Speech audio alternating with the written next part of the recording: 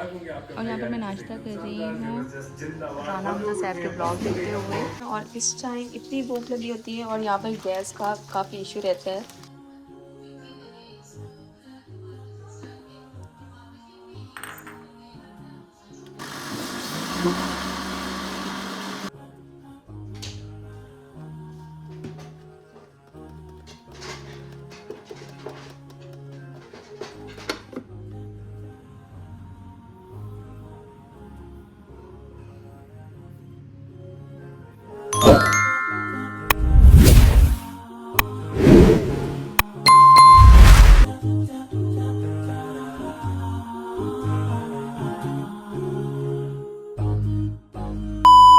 अस्सलामुअलैकुम, welcome to my channel Artistra by Nimi. उम्मीद करती हूँ आप सब ठीक ठाक होंगे। अल्हम्दुलिल्लाह मैं भी बिल्कुल ठीक हूँ। और यहाँ पर अभी मैं थोड़ी देर पहले ही उठी हूँ और उठते साथ अभी मैं चीज़ें ही जोड़ रही थी कि मैंने सोचा क्यों ना आज का मैं व्लॉग भी बना लूँ साथ। तो अभी पहले मैं अपने रूम की चीज़ें वगैरह जोड़ लेती हूँ। यहाँ से बस कुछ चीज़ें उठानी हैं और बाकी तकरीबन सेट ही पड़ा होता है क्योंकि सिर्फ मैं ही अकेले इस रूम में रहती हूँ। बाकी अभी चल के नाश्ता करते हैं। नाश्ता करने के बाद शायद आज मैं कहीं बाहर जाऊँ, भाभी और इकरा आपी वगैरह हम लोग शायद अभी कहीं बाहर जाएं। अभी सोच रहे थे लेकिन अभी तक डिसाइड नहीं हुआ कि जाना किधर है। तो खैर यहाँ से मैं अभी चीज़ें उठा लेती हूँ।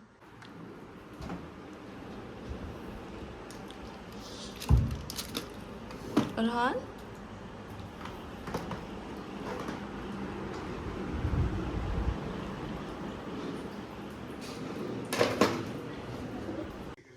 और यहाँ पर मैं नाश्ता कर रही हूँ राना मिर्ज़ा साहब के व्लॉग देखते हुए। अच्छा, नाश्ते में ना ये रात को हमने रोटियाँ मंगवाई थी निहारी के साथ बाहर से ना, तो जब सुबह की बंदा खाए ना ये यार बहुत मज़े की लगती हैं। मुझे आप लोग बताइएगा आपने ये ट्राई की हुई हैं या नहीं की हुई हैं। अगर की हुई हैं तो मुझे बताइएगा कि आपको कैसी लगती हैं। निकलने लगे गुजरात की।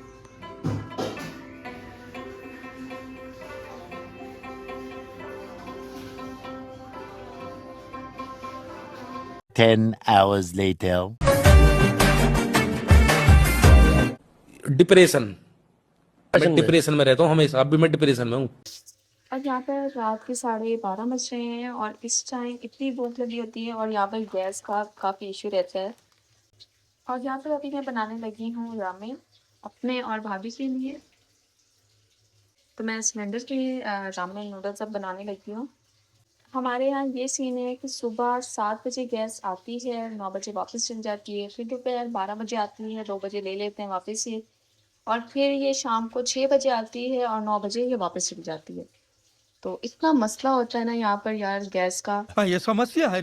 यहाँ पर हमारे रामेन बन गए हैं और यहाँ पर अब मैं अंडा फ्राई करने लगी हूँ। वैसे तो मुझे रामेन जो है ना हॉट शॉट्स के साथ पसंद है, लेकिन अभी वो थे नहीं तो मैंने सोचा क्यों ना फिर अंडे बना लूँ। और यहाँ पर हमारे रामेन भी रेडी हो गए हैं, तो अभी चलकर मैं खाते हैं।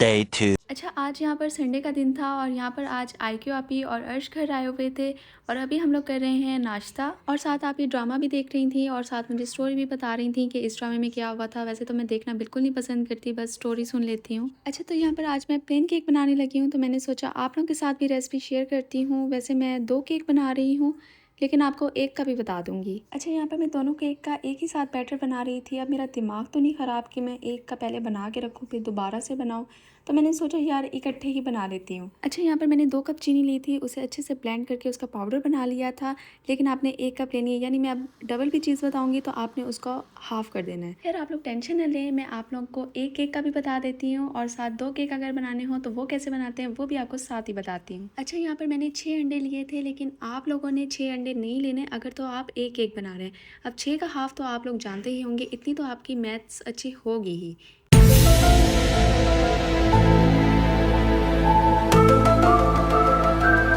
अच्छा, आप लोग ने 3 अंडे लेने हैं और अब इन्हें कैसे ब्लेंड करना है वो आप लोगों को मैं बताती हूँ। इसको ज़रा आप गौर से सुनिएगा। क्या बोला? मार साले का खोपड़ी तोड़ साले। आपने सारे अंडे एक साथ नहीं डालने, आपने पहले एक अंडा डालना है, उसे 15 से 20 सेकंड ब्लेंड करना है, उसके बाद फिर अंडा डालेंगे, फिर उसे 15 से 20 सेकंड ब्लेंड करेंगे। जितने भी आप लोग अंडे डालेंगे उन्हें अलग अलग करके ही ब्लेंड करना है। इसका ये फ़ायदा है कि आपका केक बहुत सॉफ्ट और फ्लफ़ी सा बनता है और उसका टेस्ट और भी ज़्यादा अच्छा आता है। अंडे डालने के बाद यहाँ पर मैंने 2 टीस्पून वनीला एसेंस के डाले थे, लेकिन एक केक में 1 ही टीस्पून जाएगा।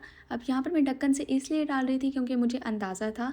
खैर वनीला एसेंस डालने के बाद आपने फिर उसको अच्छे से ब्लेंड करना है। अच्छा, उसके बाद मैंने यहाँ पर 2 कप ऑयल ले लिए थे और मैंने आराम से इसलिए डाल रही थी क्योंकि मेरा बैटर काफ़ी ज़्यादा था, यानी 2 केक का बैटर था, इसलिए अगर मैं एकदम से सारा डालती तो वो उसने सारा उड़ के बाहर आ जाना था। अगर आपका एक ही केक का बैटर बन रहा है तो आप पूरा ऑयल डाल के भी उसे अच्छे से ब्लेंड कर सकते हैं, बस ब्लेंड अच्छे से होना चाहिए। अच्छा, यहाँ पर आप लोग ऑयल की जगह घी भी यूज़ कर सकते हैं, लेकिन मेरा मशवरा ये है कि आप केक हमेशा ऑयल में बनाया करें क्योंकि ऑयल से ज़्यादा अच्छा बनता है निस्बत घी के।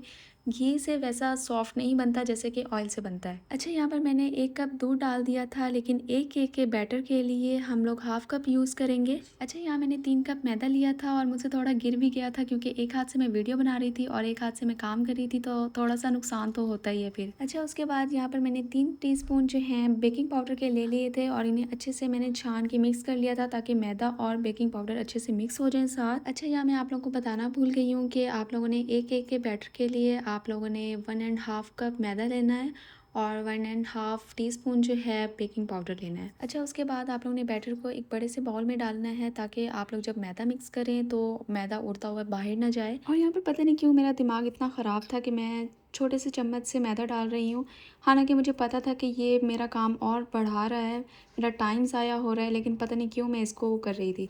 खैर, आप लोगों ने थोड़ा थोड़ा करके मैदा डालना है और विस्कर से जो है आप लोगों ने अच्छे से इसे मिक्स करना है ताकि कोई लम्स वगैरह ना रह जाए। जहाँ पर आप लोगों ने इतना काम कर लिया तो यहाँ पर आप लोगों ने काम चोरी नहीं दिखानी है और अच्छे से इसे मिक्स करना है।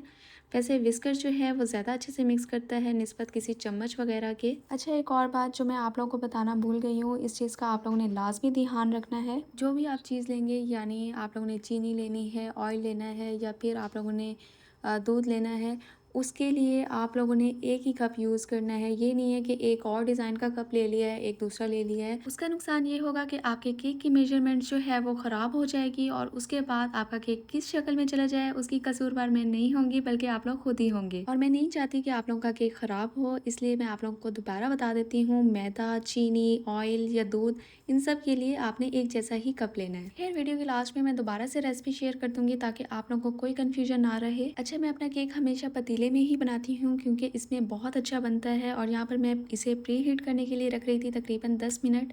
इसे मैं प्री हीट करूँगी और इसके अंदर मैं केक मोल्ड डायरेक्ट नहीं रखती, इसलिए मैंने इसके नीचे स्टील की प्लेट रखी हुई है। खैर, जब तक ये प्री हीट होता है तब तक मैं केक के मोल्ड रेडी करती हूँ।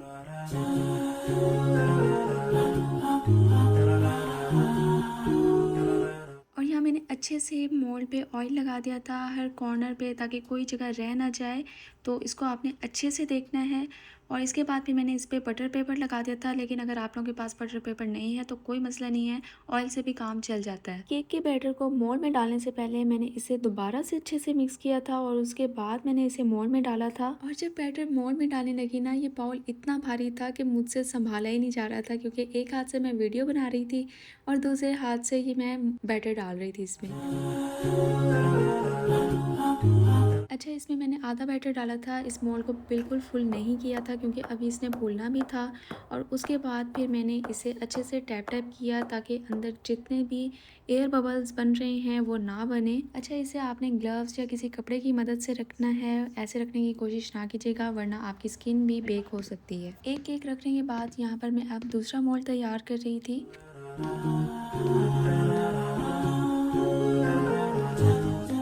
और यहाँ मैंने आंच मीडियम टू लो रखी हुई है और आप लोगों ने बार बार चेक नहीं करना, इसे 45 से 50 मिनट तक ऐसे ही छोड़ देना है, वरना अगर आप लोग चेक करते रहेंगे तो जनाब इसकी सारी स्टीम जो है वो निकल जाएगी। और यहाँ जो मैंने नुकसान किया था इसे भी अब साफ़ करने का वक्त आ चुका है। जब भी आप लोग काम करें तो सफाई भी आप लोग खुद ही किया करें, वरना फिर घर वालों का तो पता ही है ना कि 10 बातें और सुनने को मिल जाएंगी।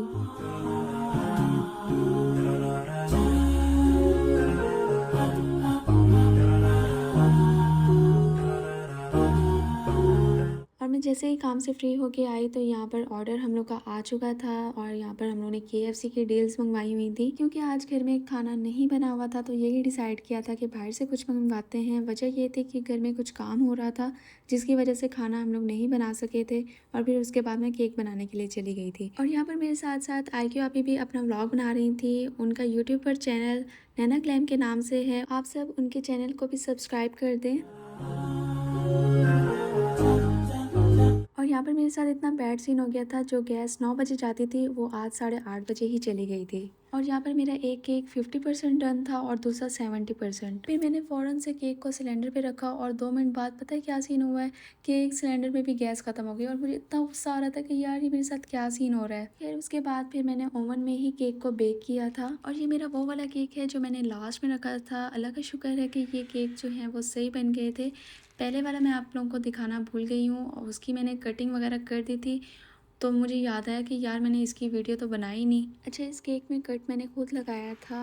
और आप लोगों को ये भी बता दूं, केक चेक करने का तरीका ये है कि आप किसी छुरी या स्टिक की मदद से आप इसे चेक करें। अगर तो छुरी या स्टिक पे बैटर लगा हुआ हो तो इसका मतलब ये है कि केक अभी सही से नहीं बना, उसे मज़ीद अभी पकने की ज़रूरत है। और अगर वो बिल्कुल ही स्टिक क्लियर हो तो इसका मतलब है केक बिल्कुल डन हो चुका है। और ये मेरा वो केक है जो मैंने पहले ही बेक करने के लिए रखा था और आपको देख के आइडिया हो रहा होगा कि ये कितना सॉफ्ट बना हुआ है। तो अगर आप लोगों को ये रेसिपी अच्छी लगी हो तो आप लोग भी लाजमी ट्राई करिएगा और मुझे बताइएगा कि आप लोग को ये कैसा लगा है और कमेंट भी कर दिया करें यार, कोई पैसे नहीं लगते आप लोगों के। बाकी इस केक की रेसिपी मैं आप लोगों के साथ डिस्क्रिप्शन में भी शेयर कर दूंगी। तो बस मैं अपना आज का व्लॉग यहीं ख़त्म करती हूँ। उम्मीद है आप सबको ये व्लॉग अच्छा लगा होगा, तो लाइक कमेंट शेयर लाजमी कर दीजिएगा और मेरे चैनल को सब्सक्राइब भी कर दीजिएगा।